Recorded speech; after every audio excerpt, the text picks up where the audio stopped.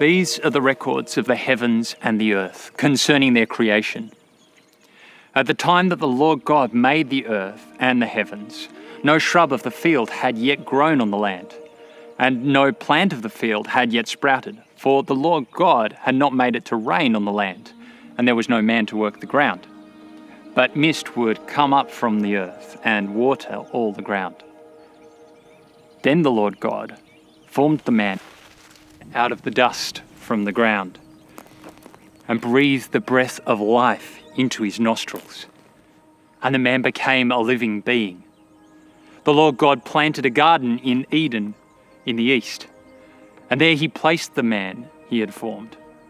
The Lord God caused to grow out of the ground every tree pleasing in appearance and good for food, including the tree of life in the middle of the garden, as well as the tree of the knowledge of good and evil.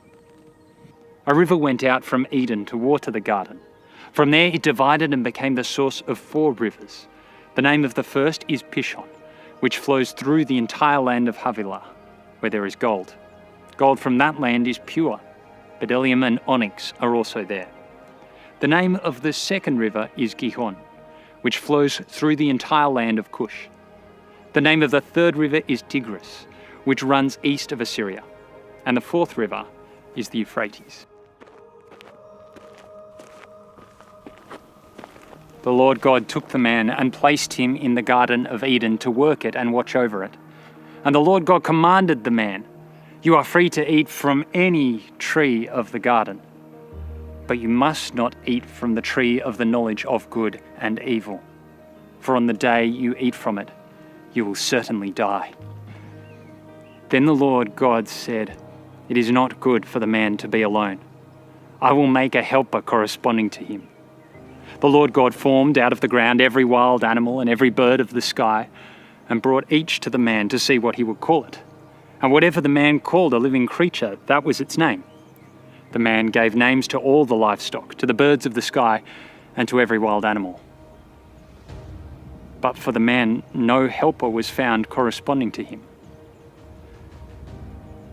So the Lord God caused a deep sleep to come over the man, and he slept. God took one of his ribs and closed the flesh at that place. Then the Lord God made the rib he had taken from the man into a woman, and brought her to the man. And the man said, "This one at last is bone of my bone and flesh of my flesh. This one will be called woman, for she was taken from man." This is why a man leaves his father and mother and bonds with his wife, and they become one flesh. Both the man and his wife were naked, yet felt no shame.